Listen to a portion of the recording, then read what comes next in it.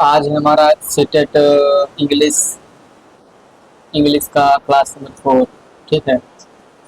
इसमें हम लोग पढ़ते हैं। देखिए, इंग्लिश पेडागोजी का क्लास शुरू हो गया आज। English pedagogy. ठीक है, पेडागोजी का इसको हम दो तरीके से पढ़ेंगे।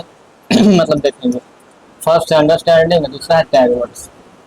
मतलब एक समझ करके पढ़ेंगे, दूसरा टैग वर्ड से पढ़ेंगे। ठीक है, ये चीज़ था। इसमें क्वेश्चन है भाषा क्या है। हम भाषा, लैंग्वेज। लैंग्वेज के बिना लैंग्वेज के तो कुछ काम हो ही नहीं सकता है भाई। भाषा दूसरे से कम्युनिकेट करने के लिए भाषा बहुत इम्पोर्टेंट है। ठीक है। देखिए भाषा क्या है क्या नहीं।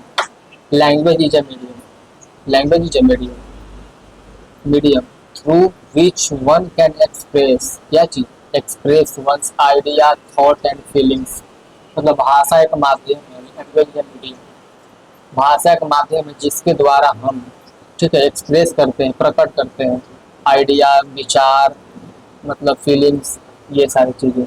ये हमारा भाषा कहलाता है। ठीक है। लैंग्वेज के फीचर्स क्या क्या है। लैंग्वेज के फीचर्स में क्या आ जाएंगे। कम्युनिकेशन मतलब संप्रेषण, इंस्ट्रक्शंस पढ़ने पढ़ाने के लिए, टीचिंग लर्निंग प्रोसेस। भाषा का यूज है सोशल, समाज में कैसे बात कर सोसाइटी में।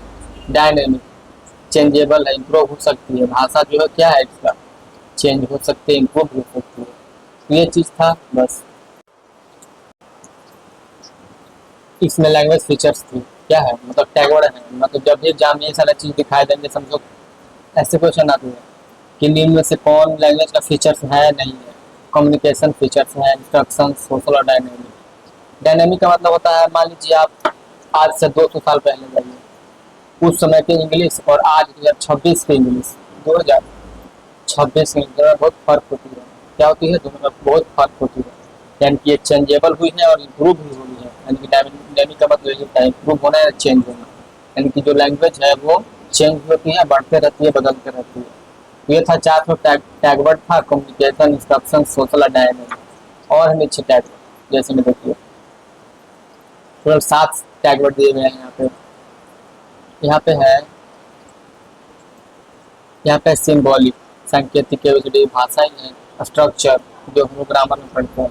और आर्बिट्री, स्वच्छंद, वर्ड और उसके मीनिंग में एकदम बिल्कुल मतलब उसका कोई इनडायरेक्ट रिलेशन नहीं होता है, खुद स्वतंत्र होता है, उसका मतलब एकदम स्वतंत्र होता है। तो ये था हमारा tag word, symbolic, structure, arbitrary.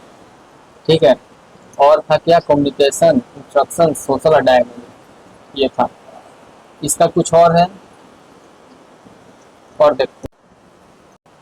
ठीक है, तो आगे देखते हैं फॉर्म ऑफ लैंग्वेज। ये क्या चीज़ है।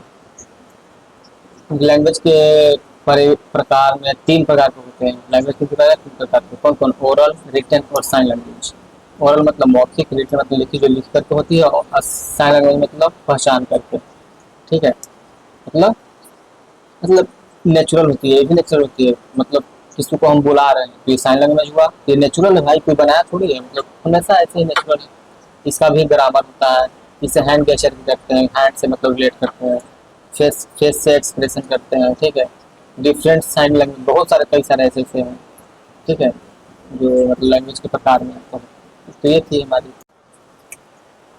हर देश की साइन लैंग्वेज अलग अलग होती है। जैसे में देखिए, इंडिया की साइन लैंग्वेज की क्या कहलाएगा, ISL Indian sign language. America की है तो ASL American sign language. B से ब्रिटिश साइन लैंग्वेज। यानी कि अलग अलग सबकी लैंग्वेज होती है, मतलब बताने का, एक्सप्रेस करने का। ठीक है। तो ये था हमारा फॉर्म ऑफ लैंग्वेज, 3 प्रकार के। और 4 को टैगवर्ड थे, symbolic, structure, arbitrary, dynamic, social, instruction और कम्युनिकेशन लैंग्वेज फीचर्स में। ये था हमारा क्लास नंबर 4। मिलते हैं क्लास नंबर 5। ठीक है।